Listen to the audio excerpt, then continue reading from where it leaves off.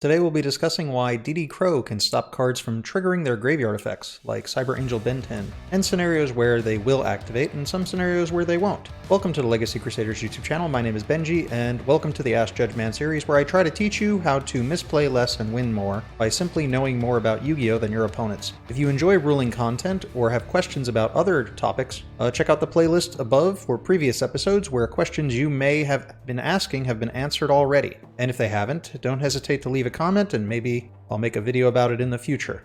Alright, so on April 1st of 2020, the same day that Master Rule 5 went into effect, several rules were officially announced in the OCG, which were never officially announced in the TCG, partially because of COVID-19 and what's going on in the world right now. But they've been used in most TCG official events, including remote duel tournaments, the extravaganza, and so on. They include a rule specifically about activation location. Technically, this rule was always in effect in the OCG and was being used in the TCG in North America prior to April 1st, 2020, but it wasn't being observed in Europe, or it wasn't officially announced one way or the other. It was just being used in North America and not in Europe. Assuming these rules get officially announced by Konami eventually, but technically at this moment we have to ask every head judge to see if we'll be using these rules.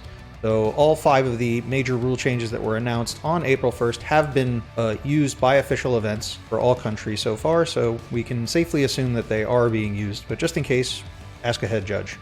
But the basic idea of the particular rule we're talking about today is that if a card meets its condition to activate its trigger effect by going from one location to another, and it would activate in the next chain because it's a trigger effect, and that's how trigger effects work, they activate in a new chain, but somehow goes somewhere else before that chain can start, it will not be able to activate its effect. So for this example, let's say we activate a Drytron monster, and we will use, for this example, Drytron Zeta. And Drytron Zeta will tribute our Cyber Angel Benten as cost. It doesn't matter if Zeta was in our hand or if Zeta was in the graveyard. We will be tributing Benten as cost. Benten will go specifically to the graveyard for this example.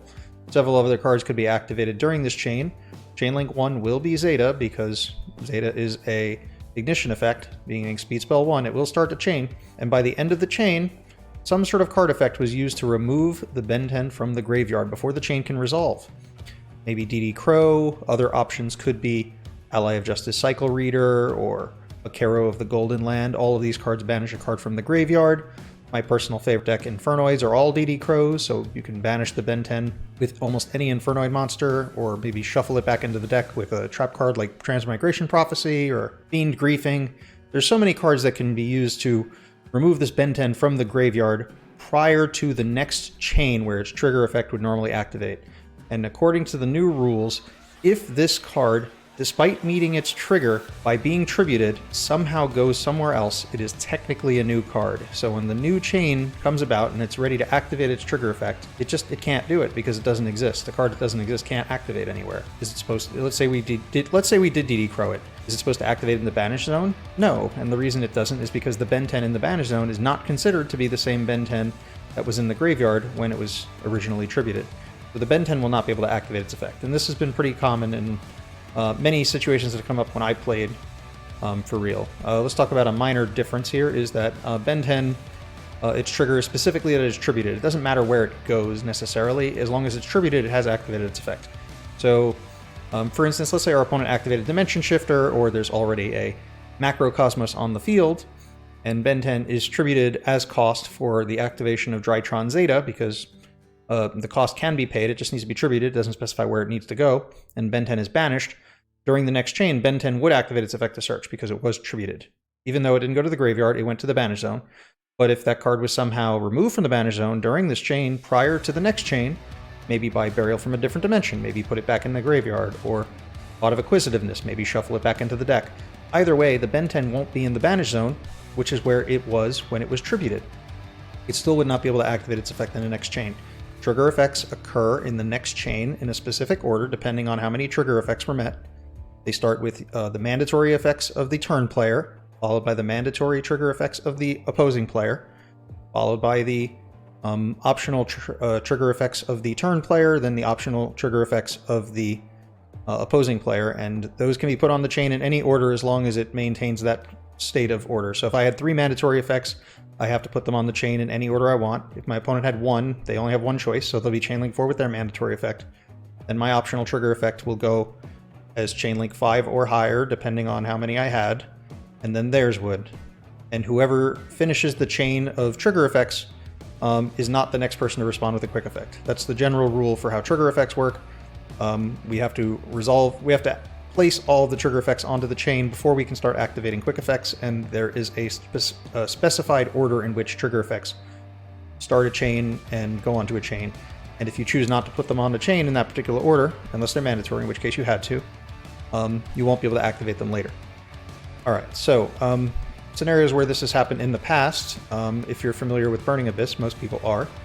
Dante Traveler of the Burning Abyss detaches a material from itself as cost, and detaching a material is a cost, meaning any material that's detached from Dante is already in the graveyard when you activate his effect, and technically a target for a DD Crow. So let's say for instance that Fiendish Rhino Warrior was a Xyz material of Dante and it was detached.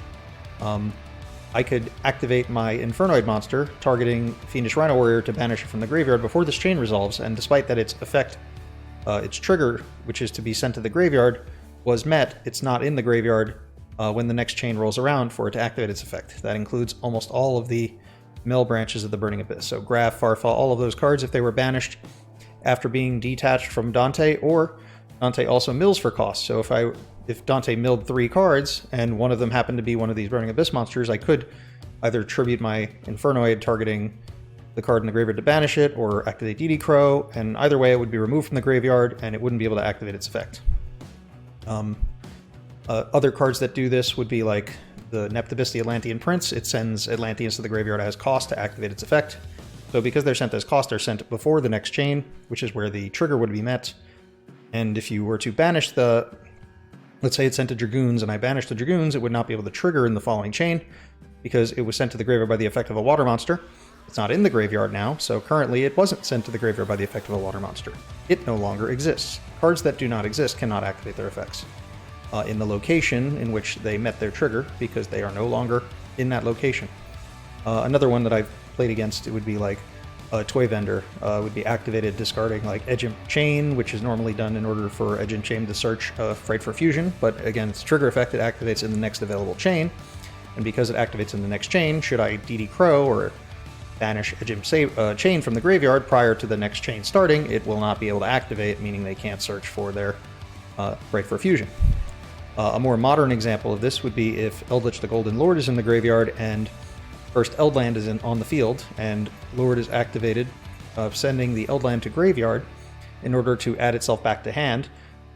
Because this is a cost to send a spell or trap card from your field to the graveyard, you could DD Crow the Eldland, and then it will never get the opportunity to activate its trigger effect of sending a Golden Land or Golden Lord from deck to graveyard in the following chain, because it will have been banished before that chain could ever start. Alright, so that's the first of the 2 big scenarios in which this happens. If you have enjoyed this video so far, make sure you click the like button, subscribe, maybe join the Discord, which you'll find a link for in the description, where you can ask me questions more directly, or just leave them in the comments if you want. Help me make more videos in the future. The second big scenario where these trigger effects tend to miss their opportunities to activate, which is really what's happening. It's not that they're being negated, they're not being given the opportunity to activate, would be known as the Deneb rule. This was a very popular rule back in the day when Satellar Knight Deneb was played, quite often when Tellar Knights were a good deck. They often played Call of the Haunted. So what would happen is your opponent would activate Mystical Space Typhoon targeting your Call of the Haunted, and players in different locations, whether it be EU or NA, didn't know what would happen with this case. You would activate Call of the Haunted, and it would revive Deneb. Deneb would be revived. Mystical Space Typhoon would then destroy Call of the Haunted, because the chain would resolve backwards. So Call of the Haunted was Chainlink 2, it would revive Deneb. Mystical Space Typhoon would then resolve as Chainlink 1, destroying Call of the Haunted, whose effect to destroy the monster it is attached to, when it is destroyed, would immediately occur, because it's continuous, it doesn't activate. Deneb would immediately go to the graveyard, and technically Deneb, despite being summoned, was not on field to activate its effect that occurs when it is summoned. It searches a Satellar Knight card when it is summoned, but because it was destroyed during Chainlink 1, the resolution of Mystical Space Typhoon, it was not on the field to activate its effect. A more modern example, well, this also came up with Cosmos. Cosmo often would call the Haunted their ships. they would be summoned. They wouldn't be able to activate their on-summon effect, but they would still be destroyed, so they would be able to activate their graveyard effect to banish themselves and summon a lower-level Cosmo monster. A more modern example would be something like Divine Arsenal AA Zeus Sky Thunder, who could detach 2 materials to send all cards on the field to the graveyard. Let's say they do this and the opposing player had El Shaddoll Fusion as a set card on their field. It was their only card on the field, and they decide to chain it to the activation of Zeus. So Chainlink 2 will resolve, El Shaddoll Fusion will resolve, and you summon El Shaddoll Construct. Zeus would then resolve, sending all cards on the field to the graveyard. That includes Construct, who happens to have an on-summon effect. The on-summon effect of El Shaddoll Construct is to send a Shaddoll card from your deck to the graveyard.